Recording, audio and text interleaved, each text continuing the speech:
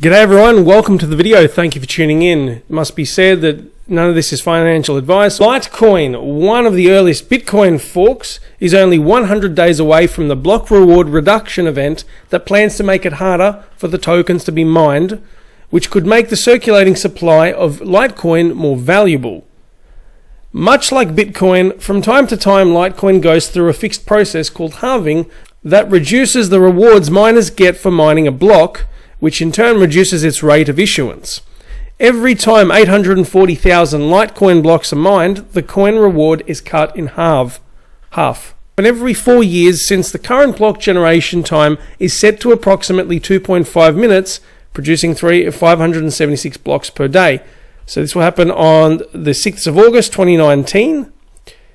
Cutting the reward from 25 to 12.5 Litecoin. 84 million Litecoin will be mined. That is the total supply that's been enforced with the cap. As you can see based on this graph as well, as time progresses it will get harder and harder to mine the Litecoin, and with this scarcity, especially with the anticipated increase in the demand, this should, in theory and most likely, cause the price to surge. Post the halving event, we should get a noticeable increase in the price. Hopefully we have increases throughout the crypto market in general. Litecoin has only had one halving event since it went live on the 13th of October 2011. The first block reward reduction took place on the 26th of August 2015. The block height, this event had an impact on the market valuation of the crypto, which was perceived before and after it occurred. Prices and how the prices jumped up. It says here, back in May 2015, in a matter of 48 days, Litecoin skyrocketed from $1.48 to $8.97, which is a 506% move increase. So, to what extent the price will increase? I mean, let's just have a look, just as a reminder. When we consider the all-time price, we could see an astronomical, meteoric rise here. It was in November and December 2017. That dwarfed minor increases in the past. So don't underestimate a huge surge. This, however, will also depend on how well Bitcoin does and the rest of the crypto market, because it seems to be that when one crypto rises, especially Bitcoin, then the rest of the market will also follow suit, generally speaking. There's a Charlie Lee quote there as well, saying that he believes Litecoin will stand the test of time, price compared to where it was at before. And when you consider the circulating supply, or the total supply of 84 million, that will be, when you consider the relatively low circulating supply, and the fact is that in theory, people are saying that Litecoin's price should be about a quarter of Bitcoin's because of 4 times the circulating supply, averaged out. This, based on that metric, is dirt cheap. But again, do your own research. Moving on. In August 2017, news.bitcoin.com covered a number of crypto programs that were being offered to the students of Woorana Primary School in Victoria, Australia. Nearly 2 years later, the school's crypto programs continue to thrive, with the students having recently interviewed Andreas Antonopoulos and attracted visitors from Europe, North America, and Asia. The crypto programs offered to students of Woorana Primary School have continued to expand despite 2018's bear trend. Even though the school is situated in a, inverted commas, low socioeconomic area, as described by Kieran Nolan, a former network engineer turned education. 2019 has already seen Woorana's students afforded unique opportunities within the cryptocurrency sector. In January, this is interesting, in January the students were invited to help create the narrative for the educational edition of the video game Crypto Crisis, which was developed by Armand Bings. Anyhow, that is fascinating. It's good to see the kids familiarizing themselves with the space, and that we're promoting this education to them at a young age, and hopefully they're spreading the word. And yeah, it really puts a smile on my face just thinking that they're spreading the word and just raising awareness and trying to make it mainstream. Then goes on, so talks about what the kids have been doing in the program. And as I mentioned, the crypto programs have been to the benefit of many of the parents in addition to the students, with Nolan recounting that, and I quote, "Some parents on school council did really well on investments as a result of being exposed to the technology," adding that one of the kids learned how to mine Ethereum and did it at home with his dad, which is pretty awesome. Far out. Now this, when you look at the dates, let's go back up to the top, August 2017. Now this was about 2 months before the prices really skyrocketed. So in fact, the timing of that was perfect when you think about it. Let's actually go back to, I want to, far out. I mean, look at this, August. Damn, the market cap was lower than what it is now.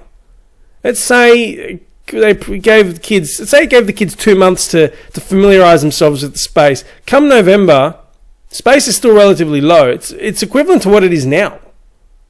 And then it skyrockets. So, yes, this is definitely plausible. Let's have a look. Well done to Warana. And a quick side note to finish up. More than 300 Aussie schools and universities have expressed interest in adopting the platform.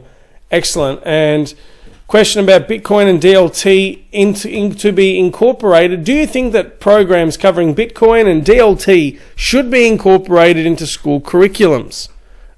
I am definitely in favor of that, as long as there's a good education program and it's something fairly balanced. Then yes, it's about financial literacy that's actually lacking throughout the school system, in my opinion. In fact, when you consider so many adults are financially illiterate, it's sending a very strong message that we need to improve financial literacy in general, and then to future-proof this generation and upcoming generations as well, we need to spread the word about crypto as well, if we don't want people to be lagging behind. Last article.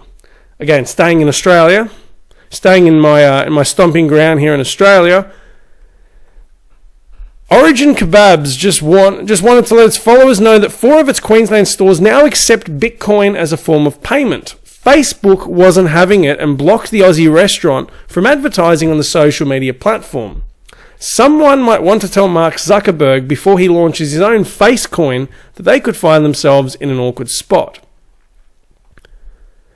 Origin Kebabs posted, and I do quote, "So we tried to boost our now we accept Bitcoin's post, and this is what Facebook has to say about it."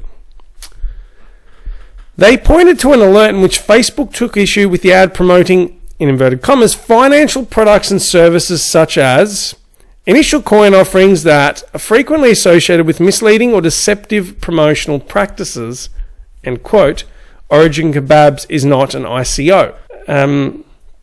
The alert goes on to say, and I do quote, "For ads that promote cryptocurrency and related products and services, the advertiser must first receive our prior written permission." Okay. And then it goes on with Origin Kebab's message and the error message it got there. Now, as a follower, one of the followers for the company, one of the restaurant's followers said, to overcome this, and in quotes, he says, "Use virtual currency instead." Just a way to circumvent the issue, so to speak. I find it annoying. I don't understand why Facebook just doesn't relax the bans here, and just, this is the problem when blanket bans, like blacklisting of certain terms and all, it really it's a disservice to the businesses that are legitimately trying to promote the product without it promoting, say, an ICO, as was mentioned above, or anything illicit. This is the way of the future, so Facebook will have to adapt, and as the article said earlier, if Facecoin is going to be launched, they really need to lead by example and stop this hypocrisy, in my opinion. An interesting twist to the story, maybe Binance CEO Changpeng Zhao can talk to Mike Zuckerberg about the Bitcoin ad confusion. After all, the fast food joint isn't just taking Bitcoin, it's also accepting Binance Coin, Ethereum and Litecoin. And you won't have to wait all day for your falafel, because Origin Kebabs is also integrating Lightning Network technology for speedy transactions. And it goes on talking about BNB and the payments there now. As tweeted, they're promoting how the company is Embracing blockchain technology and cryptocurrencies. Excellent news. There's 4 of the shops around. They're all based in Queensland, so Northern Australia there. Yeah, and there's a photo. Good on them. Glad to see. The more businesses, the merrier. The more the merrier getting involved in this. What are your thoughts on all of this? Feel free to leave your comments in the comments section below if you have some input. Like the video if you enjoyed it. Feel free to share it with anyone who you think will benefit from this. And if you want to stay up to date with my latest content, feel free to click the bell icon and you won't miss any videos at all. Thank you again. Hope you all enjoyed your weekend and have a wonderful week ahead. See ya.